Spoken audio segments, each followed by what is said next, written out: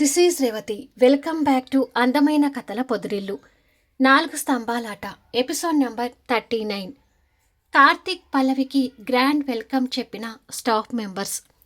Karthik reaction ఏంటి?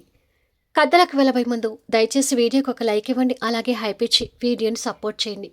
Stories నచ్చినట్టయితే మన ఛానల్ని తప్పకుండా షేర్ చేయండి. ఇక కథలోకి వెళ్ళిపోదాం. నేను తన్ని ఆఫీస్కి తీసుకెళ్ళడం ఏంటి అని కార్తీక్ కోపంగా అంటుండగా ఆఫీస్కి రెడీ అయిన పల్లవి ఆ మాటలు వింటూ అక్కడికి వస్తుంది. రెడీ అయి వచ్చిన తనని కోపంగా చూస్తుంటే ఇద్దరు వెళ్ళేది ఒక దగ్గరికి అయినప్పుడు తను మళ్ళీ వేరే రావటం ఎందుకు కార్తీక్ అంటాడు జయరాం గారు. నేను ఆటోలో వెళ్తానులే అంకుల్ అంటుంది పల్లవి. అసలే కొత్త పెళ్లి కూతురివి, ఆటోలో ఏమీ వద్దు అని తిరిగి కార్తీక్ వైపు చూస్తూ కాస్త నీ కోపాన్ని తగ్గించుకొని పల్లవిని నీతో పాటు తీసుకెళ్లి కార్తీక్ అంటుంది జయంతి గారు. నాకు ఇష్టం లేని పనులని చేయాల్సి వస్తుంది అని తిడుతూనే పద అని పల్లవికి కోపంగా చెప్పి కార్తీక్ ముందుకు వెళ్తుంటాడు. నేను ఆటోలో వెళ్ళేదని కదా ఆంటీ అంటుంది పల్లవి. మీరిద్దరూ చెరొక్క చోటకే అయితే నేను కూడా ఊరుకునేదాన్ని, కానీ మీరిద్దరు వెళ్ళేది ఒక చోటకే కదా, మాట్లాడకుండా కార్తీక్తో వెళ్ళు అంటుంది జయంతి గారు. ఈలోపు కార్తీక్ కోపంగా హారన్ కొనడం వినిపిస్తూ ఉంటుంది. లేట్ చేయకుండా త్వరగా వెళ్ళమ్మా, లేకపోతే వాడు నిన్ను వదిలేసి వెళ్ళిపోతాడు అంటాడు జయరాం గారు. సరే అంకుల్, బాయ్ ఆంటీ అని పల్లవి చెప్పేసి బయటకొచ్చి కారులో కార్తీక్ పక్క సీట్లో కూర్చుంటుంది. మైనా స్థానంలో తను కూర్చోడం చూసి ఛ, అంతా నా కర్మ, ఇదంతా మీ నాన్న, అదే ఆ మిస్టర్ మట్టే చేవట్టే అని తిట్టుకుంటూ కార్ స్టార్ట్ చేసుకుని వెళ్తుంటాడు. మా నాన్నని ఆడిపోసుకోవడం వదిలేయండి, కావాలని మా నాన్న ఏదీ చేయలేదు. మా నాన్న పొరపాటుగా చేసిన దానికి మన జంటలు తారుమారయ్యాయని మీరు ప్రతిసారి గుర్తు పెట్టుకుంటే మంచిది అంటుంది పల్లవి తండ్రి విషయంలో ఏ మాత్రం తగ్గకుండా. ఈ రోషన్కి ఏం తక్కువ లేదు అని కార్తీక్ తను తిట్టుకుంటూనే వెళ్తూ భార్యకి ఫోన్ ఇచ్చి నేను ఆఫీస్కి బయలుదేరాను, మరో గంటలో పార్క్లో నీ కోసం వెయిట్ చేస్తూ ఉంటాను అని మైనాకి మెసేజ్ పెట్టు అని అంటాడు. మైనాకి మెసేజ్ అనగానే పల్లవి బాధపడుతూ ఆ మెసేజ్ ఏదో మీరే పెట్టుకోవచ్చు కదా అని అంటుంది. నేను ఇక్కడ డ్రైవ్ చేస్తున్నాను కదా, త్వరగా పెట్టు అని కసురుతాడు. మారు మాట్లాడకుండా కార్తీక్ మెసేజ్ చేస్తున్నట్టుగా తను మెసేజ్ టైప్ చేసి మైనాకి పంపిస్తుంది. కార్తీక్ని కలవడం కోసం హుషారుగా అద్దం ముందు రెడీ అవుతున్న మైనా ఫోన్లో నోటిఫికేషన్ తీసి ఓపెన్ చేస్తుంది. ఆ మెసేజ్ చూసి నవ్వుకొని త్వరగా నీ కౌగిల్లో చేరిపోవాలని ఉంది కార్తీక్, ఆ క్షణాల కోసం నేను కూడా వెయిటింగ్ అని రిప్లై ఇస్తుంది. నోటిఫికేషన్ సౌండ్ విని కార్తీక్ ఆతృతగా తన వైపు చూసి ఏమని రిప్లై ఇచ్చింది అని అడుగుతాడు. పల్లవి రిప్లై చదివి ఇబ్బంది పడుతూ సైలెంట్గా ఆ మెసేజ్ కార్తీక్ వైపుకి చూపించింది. ఆ మెసేజ్ చూసి సంతోషపడుతూ నేను కూడా అని టైప్ చేసి పంపించు అని అంటాడు. పల్లవికి అదంతా కష్టంగా అనిపించి టైప్ చేయలేకపోతుంటే చెప్పింది చేయవేంటి, త్వరగా రిప్లై ఇవ్వు అని అంటాడు. సరే అన్నట్టుగా తల ఊపి కార్తిక్ చెప్పినట్టుగా మెసేజ్ పెట్టింది. మైనా ఆ మెసేజ్ చూసి స్మైల్ ఎమోజీ పంపిస్తుంది. ఈ లోపుగా శ్రీమాన్ డోర్ తీసుకుని లోపలికి వస్తాడు. శ్రీమాన్ని చూడగానే మైనా ముఖం ఎర్రగా మారుతూ ఏయ్, నా రూమ్లోకి వచ్చావేంటి అని అడుగుతుంది. 3 రోజుల నుంచి నీతో పడుకోవటం అలవాటైపోయి ఇప్పుడు నేను చూడకుండా ఉండలేక వచ్చానులే అంటాడు వెటకారంగా. మాటలు మర్యాదగా రానివ్వు అంటుంది ఇంకా కోపం తెచ్చుకుంటూ. మరి లేకపోతే నా రూమ్ అని స్పెషల్గా చెప్తున్నావేంటి? ఇది మా ఇల్లు, మా ఇంట్లో ఉన్న ఈ రూములన్నీ కూడా మాకు సంబంధించినవి, నీకంటే ఇక్కడ ఏమీ లేదు అంటాడు శ్రీమాన్. శ్రీమాన్ మాటలకి విసుగు చెందుతూ ఇది మీ ఇల్లే కావచ్చు, కానీ ఈ రూమ్లో నేను ఉంటున్నాను కాబట్టి ఇప్పుడు ఇది నా పర్సనల్ రూమ్ అవుతుంది, సో అది మైండ్లో పెట్టుకొని మాట్లాడు అని అంటుంది. నువ్వు ఇక్కడ స్టే చేస్తున్నందుకు నువ్వు మాకు డబ్బులు ఇస్తే అప్పుడు నీ పర్సనల్ రూమ్ అవుతుంది, అప్పటి వరకు ఇది మా రూమ్ అవుతుంది అని అంటాడు. మైనా అర్థం కానట్టుగా ప్రశ్నార్థకంగా చూస్తుంటుంది. నువ్వు ఈ ఇంట్లో ఈ రూమ్లో ఉన్నా నువ్వు నా భార్యవని ఫీలింగ్ కలుగుతుంది, మరొక్కరి ప్రియురాలైన నిన్ను నా భార్య అని అనిపించుకోవడం నాకు అస్సలు ఇష్టం లేదు. సో ఈ ఇంట్లో నువ్వు పేయింగ్ గెస్ట్గా ఉండాలి. అలా ఉండాలి అంటే పేయింగ్ గెస్ట్ ఫీజు ఇవ్వు అని చెప్పి చేయి చేస్తాడు. మైనా ఆ చేయి వైపు కోపంగా చూసి పక్కనే ఉన్న హ్యాండ్ బ్యాగ్ తీసుకుని డబ్బులు తీస్తూ ఎంత ఇవ్వాలి అని అడుగుతుంది. లగ్జరీగా ఉన్న ఈ రూమ్కి నెలకి 10,000, వాటర్ బిల్, పవర్ బిల్ కలిపి ఇంకొక 8,000, ఉదయం బ్రేక్ఫాస్ట్కి 200 వేసుకుంటే నెలకొచ్చేసరికి 6,000, లంచ్ డిన్నర్ కలిపి నెలకి 12,000 అని లెక్కలు చెప్తుంటే ఇక నీ లెక్కలు ఆపు అని చెప్పి బ్యాగ్లో నుంచి కొంత అమౌంట్ తీసి శ్రీమాన్ చేతిలో పెట్టి మొత్తం 40,000 ఇచ్చాను అని అంటుంది. హేయ్ హలో, నువ్వు ఎక్స్ట్రా ఇచ్చే డబ్బులు నాకు అవసరం లేదు. మొత్తం లెక్క 36,000కి వచ్చింది.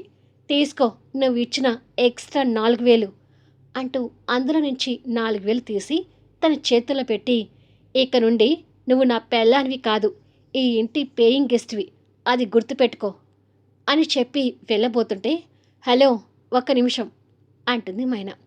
దాంతో శ్రీమాన్ ఆకి తన వైపు చూస్తాడు. ఇప్పుడు నేను పేయింగ్ గెస్ట్ని కాబట్టి నా పర్మిషన్ లేకుండా నా రూమ్లోకి రావద్దు అని అంటుంది.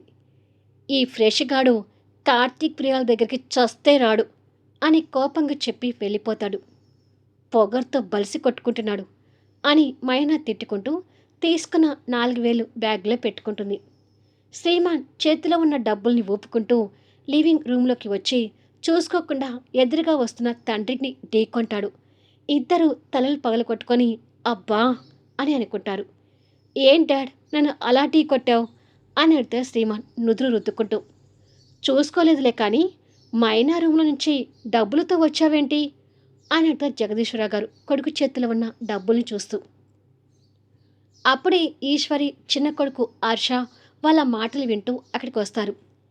ఆ డబ్బులు తండ్రి చేతిలో పెట్టి ఇవి ఆ మహాతల్లి, అదే ఆ కార్తీక్ ప్రియురాల దగ్గర నుంచి తీసుకున్నాను అని అంటాడు. మైనా దగ్గర నుంచి డబ్బులు తీసుకున్నావా, ఎందుకు అని అడుగుతారు జగదీశ్వరరావు గారు. ఈశ్వరి హర్ష కూడా అర్థం కానట్టుగా శ్రీమాన్ వైపు చూస్తుంటారు. మైనా ఈ ఇంటి పేయింగ్ గెస్ట్గా ఉండాలనే ఉద్దేశంతో తన దగ్గర డబ్బు తీసుకొచ్చాను, ఈ డబ్బు మీ దగ్గరే ఉండనివ్వండి అని అంట శ్రీమాన్. అదేంట్రా పేయింగ్ గెస్ట్గా తీసుకోవడం ఏంటి అని అంటారు జగదీశ్వరరావు గారు. నా కొడుకు మంచి పని చేశాడు, ఆ అమ్మాయిని పేయింగ్ గెస్ట్గానే ఉండనివ్వండి అంటూ ఈశ్వరి కొడుక్కి సపోర్ట్ చేస్తుంది. వాళ్ళ మాటలు వింటూ మైనా రెడీ అయి బయటకు వస్తుంది. అమ్మ మైనా, వాళ్ళిద్దరేదో తెలియక మాట్లాడుతున్నారు, నువ్వు డబ్బులు ఇవ్వటం ఏంటమ్మా అని అడుగుతారు జగదీశ్వరరావు గారు. ఒకరి ఇంట్లో ఫ్రీగా ఉండటం తినడం నాకు కూడా ఇష్టం లేదు అంకుల్, అందుకే పేయింగ్ గెస్ట్గానే ఉంటాను అని సమాధానం ఇస్తుంది. తన మాటలు విని జగదీశ్వరరావు గారు బాధపడుతుంటే ఈశ్వరి మాత్రం పొగ్గరగా మొహం తిప్పుకుంటుంది. హర్ష మాత్రం అంతా బాధగా చూస్తుంటాడు. నేను కార్తీక్ని కలిసొస్తాను అంకుల్ అని చెప్పి శ్రీమాన్ని కోపంగా చూస్తూ అక్కడి నుండి వెళ్ళిపోతుంది. వెళ్తున్న తన వైపు శ్రీమాన్ కూడా కోపంగా చూస్తుంటే మన ముందే ఆ కార్తీక్ని కలిసి వస్తానని ఎంత ధైర్యంగా చెప్తుందో చూడండి అంటుంది ఈశ్వరి. ధైర్యం కాకపోతే ఆ అమ్మాయి భయపడుతూ చెప్పాల్సిన అవసరం ఏంటి? మైనా కార్తీక్ లవ్ గురించి మనకు తెలిసిందే కదా, ఆ ఉద్దేశంతోనే ఆ అమ్మాయి చెప్పి వెళ్ళింది, ప్రతిదానికి తప్పు తీయకూడదు అని చెప్పి జగదీశ్వరరావు గారు అక్కడి నుంచి వెళ్ళిపోతాడు. ఏంటో ఒకటి జరగాలనుకుంటే ఇంకొకటి జరిగిపోయి అంతా గందరగోళం అయింది అంటూ ఈశ్వరి అక్కడి నుంచి వెళ్తే శ్రీమాన్ మాత్రం ఆలోచనలో ఉండిపోతాడు. ఆ ఇంటికి కాస్త దూరంలో మైనా రాక కోసం కారులో కూర్చున్న రీటా తను క్యాబ్లో వెళ్ళడం చూస్తూ ఎస్, ఈ క్షణం కోసమే చూస్తున్నాను, మైనా కార్తిక్ మీట్ అవ్వాలి, ఆ ఇద్దరిని నేను వీడియోలు ఫోటోలు తీయాలి, సోషల్ మీడియాలో అప్లోడ్ చేయాలి, దాంతో ఈ ఇంటి పరువు గంగలో కలిసిపోతుంది. ఇక నన్ను కాదనుకున్న శ్రీమాన్ హ్యాపీగా ఎలా ఉంటాడో చూస్తాను అని అనుకొని మైనా కార్ ఫాలో అవుతూ వెళ్తుంది. కార్తిక్ భార్యతో కలిసి ఆఫీస్కి వస్తున్నారని స్టాఫ్ అందరికీ తెలిసి వాళ్ళకి స్పెషల్ విషెస్ చెప్పడానికి బొకేస్ పట్టుకొని ఉంటారు. అదంతా కావాలని చేయించింది మాత్రం పల్లవి కొలీగైన లత. కానీ మరో కొలీగ్ లక్ష్మి అదంతా చూసి భయపడుతూ మొన్న నేను పల్లవితో కార్తీక్ సార్తో క్లోజ్గా ఉండు అని ఫోన్లో మాట్లాడితేనే కార్తీక్ సార్ విని నాకు వార్నింగ్ ఇచ్చాడు. ఇప్పుడు ఇలా చేస్తే ఊరుకుంటాడంటావా అని అడుగుతుంది. చచ్చిన ఊరుకోడు. కార్తీక్ సార్ మనల్ని ఏదో ఒకటి అంటాడు. బట్ మన పల్లవి చాలా మంచిది.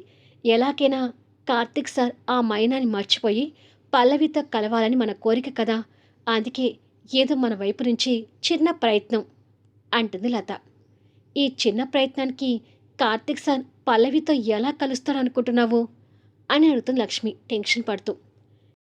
కలవడని నాకు తెలుసు లక్ష్మి. బట్ ఇద్దరిని దగ్గరగా నిలబెట్టి మనం ఈ విషయం సంధిస్తే కార్తీక్ సార్కి మనసులో పల్లవి మీద కట్టుకున్న భార్య అని చిన్న ఫీలింగ్ అయినా కలుగుతుందేమో చూద్దాం అని అంటుంది. మిగతా స్టాఫ్ అందరికీ కూడా మనసులో చిన్న టెన్షన్ ఉంటుంది. కానీ అందరికీ కూడా కార్తీక్ పల్లవి కలవాలని కోరిక ఉంటుంది. కానీ వారిలో ఒక మేనేజర్ అనంత్ కాస్త నెగిటివ్గా ఉంటూ అందరూ కలిసి అడిగితే ఏదో కాదని చెప్పలేక ఈ ఏర్పాట్లకి ఓకే అన్నాను. వీళ్ళ పిచ్చి కాకపోతే అంతగా మైనాని ప్రేమిస్తున్న కార్తీక్ సార్ ఎట్టి పరిస్థితుల్లోనూ పల్లవిని భార్యగా ఒప్పుకోడు అని అనుకుంటాడు అనంత్. ఇలా అందరూ ఎదురు చూస్తూ ఉండగా కార్తీక్ కార్ ఆఫీస్ ముందు ఆగుతుంది. కార్తీక్ పక్కన కూర్చున్న పల్లవిని ఉరిమి చూస్తూనే కార్ దిగుతాడు. దేవుడా, మామూలుగా పిఏ స్థానంలో ఉన్నప్పుడే నాకు ఈసారితో తిట్లు తప్పలేదు. ఇప్పుడు ఆ డోస్ ఇంకా ఎక్కువ చేస్తాడేమో అని అనుకొని భయపడుతూనే కార్ దిగి కార్తీక్ వెంట ఆఫీస్ వైపు వెళ్తుంటుంది. ఇద్దరూ ఆఫీసులో అడుగు పెట్టగానే పైనుంచి ఒక్కసారిగా పూలు పడుతుంటాయి. దాంతో ఇద్దరు ఆశ్చర్యంగా పైకి చూస్తుంటారు. ఆ ఏర్పాట్లు అబ్బురపరిచే విధంగా ఉంటాయి. పల్లవి అదంతా ఆశ్చర్యంగా చూస్తుంటే కార్తీక్ ముఖంలో ఆశ్చర్యం కాస్త కోపంగా మారుతుంది. ఆ కోపాన్ని చూసి లతా లక్ష్మి భయపడుతుంటారు. ఈ ఏర్పాట్లు చేయడం వెనుక తన ఫ్రెండ్స్ లతా లక్ష్మి ఉన్నారని పల్లవికి అర్థమై కంగారు పడుతుంటుంది. అందరికంటే ముందు లత ధైర్యం చేసి బొకేతో ముందుకొచ్చి, క్షమించండి సార్, మీ పెళ్ళి మీ అంగీకారంతో జరగలేదని మా అందరికీ తెలుసు. బట్ ఈ సిటీలో మోస్ట్ బిజినెస్ పర్సన్గా మీరు కూడా కష్టపడుతూ పోటీ పడుతున్నారు. కానీ మీ పెళ్ళి మీకు విరుద్ధంగా జరిగిందని బయటికి తెలిస్తే అది మీకు కాస్త గౌరవం తక్కువగా ఉండొచ్చు. మీరు మీ ఇంట్లో ఎలా ఉన్నా, సంవత్సరం తర్వాత మీ ఇద్దరి జీవితాలు ఎలా ఉన్నా, ఇప్పుడు మాత్రం మీరిద్దరూ అందరి దృష్టిలో భార్యాభర్తలుగా ఉంటే బయట మీకు కూడా మంచి గౌరవం ఉంటుందనే అభిప్రాయంతో ఈ ఏర్పాట్లని చేశాము. ఇది ఒక మంచి ఉద్దేశంతోనే కానీ మిమ్మల్ని బాధ పెట్టాలనే ఉద్దేశంతో కాదు సార్ అని లత వినయంగా చెప్తుంది. లతతో పాటు లక్ష్మి కూడా ముందుకొచ్చి, మీరు అనుమతి ఇస్తే ఇలా మీ ఫోటోలు కూడా తీసి మన కంపెనీకి సంబంధించిన సోషల్ మీడియాలో అప్లోడ్ చేస్తాం సార్. అంటే సార్, మీ పెళ్ళికి సంబంధించిన మీ మనసులో ఎలా ఉన్నా నలుగురు దృష్టిలో మీరు గొప్పగా ఉండాలి అనేది మా ఉద్దేశం. ప్లీజ్ సార్, అర్థం చేసుకోండి అని అంటుంది. అవును సార్, మన కంపెనీకి మంచి పేరు రావడానికి సోషల్ మీడియా కూడా ఒక భాగం అవుతుంది అని అంటారు. కార్తీక్ ఆలోచనలో పడి, సరే మీ ఇష్టం అని అంటాడు. అది విని అందరూ సంతోషపడతారు. పల్లవి మొహంలో కూడా చిన్న సంతోషం కనిపిస్తుంది. Thank you so much sir. Please sir, please Pallavi అంటూ లత వాళ్ళకి బొకేస్ అందిస్తే ఇద్దరు కలిసి కాస్త నవ్వుతూ ఆ బొకే అందుకుంటారు. టక్కున అలా కెమెరాలో బంధించబడతారు. సార్, ఇద్దరు కొంచెం క్లోజ్గా అని లత రిక్వెస్ట్ చేస్తే కార్తీక్ కోపంగా చూస్తాడు. అంటే సార్, మన కంపెనీ ప్రొఫైల్లో అప్లోడ్ చేయడానికి అని అంటుంది. సరే కానివ్వండి అని కోపంగానే చెప్పి పల్లవికి దగ్గరగా నిలబడతాడు. అంత దగ్గరగా నిలబడ్డ కార్తీక్ వైపు పల్లవి అదోలా చూస్తుంటే, చూసేది నన్ను కాదు, కెమెరా వైపు చూడు అంటాడు సీరియస్నెస్ ఫేస్తో. దాంతో పల్లవి కెమెరా వైపు చూస్తుంది. కావాలని లతా లక్ష్మి కార్తీక్ని పల్లవి భుజం చుట్టూ చేయి వేయించి క్లోజ్గా ఉండే క్లోజప్స్తో ఫోటోలు తీస్తారు. కార్తీక్ తనతో కలిసి అలా ఫోటోలు దిగుతుంటే పల్లవి మనసులో సంతోషంగా ఉంటుంది. కార్తీక్ మాత్రం అదంతా ఇష్టం లేకపోయినా బిజినెస్ పర్పస్లో కాంప్రమైజ్ కాలేడు కాబట్టి తప్పక తనతో అలా ఫోటోలు దిగుతున్నాడు. కొద్దిసేపటికి కార్తీక్ చేతి వాచ్ చూసుకొని, మైనా నా కోసం ఎదురు చూస్తూ ఉండాలి అని మనసులో అనుకొని, ఇక చాలు అని చెప్పి గంభీరంగా క్యాబిన్లోకి వెళ్ళిపోతాడు. పర్వాలేదే, బాగానే ఒప్పుకున్నాడు అని అనుకుంటాడు మేనేజర్. పల్లవి సంతోషంగా లతని, లక్ష్మిని హగ్ చేసుకొని మనసులోనే వారికి థ్యాంక్స్ చెప్పుకుంటుంది. కార్తీక్ ఆఫీస్ బ్యాగ్ పక్కన పెడుతుండగానే పల్లవి కూడా క్యాబిన్లోకి వస్తుంది. మైనా నా కోసం వెయిట్ చేస్తుండాలి. ఆఫీస్కి సంబంధించిన ఏదైనా ఉంటే నాకు వెంటనే ఫోన్ చేయి అని పల్లవికి పిఏగానే ఆర్డర్ వేసి బయటికి వెళ్ళిపోతాడు. పల్లవి మనసులో కలిగిన చిన్న సంతోషం కార్తీక్ వెళ్ళిపోగానే ఆవిరైపోతుంది. పార్కులో మైనా వెయిట్ చేస్తూ ఉండగా చాటుగా రీటా కూడా కార్తీక్ కోసం వెయిట్ చేస్తూ ఇంకా రావడం లేదేంటి అని అనుకుంటుంది. అలా అనుకుంటూ ఉండగానే కార్తీక్ కారు వచ్చి అక్కడ ఆగుతుంది. కార్తీక్ కారు చూడగానే ఆమెడ దూరంలో ఉన్న మైనా సంతోషంతో పరిగెత్తుకుంటూ వస్తుంటుంది. కారు దిగిన కార్తీక్ కూడా మైనాని చూడగానే ఇక మనసు ఊరుకోలేక కార్తీక్ కూడా నవ్వుతూ పరిగెత్తుకుంటూ తనకు ఎదురుగా వస్తుంటాడు. మళ్ళీ నెక్స్ట్ వీడియోలో కలుద్దాం. కథ నచ్చితే లైక్ చేయండి, హైప్ ఇవ్వండి, మీ అమూల్యమైన అభిప్రాయాలు తెలియచేయండి. అలాగే మన స్టోరీస్ని తప్పకుండా షేర్ చేయండి. Thank you for listening.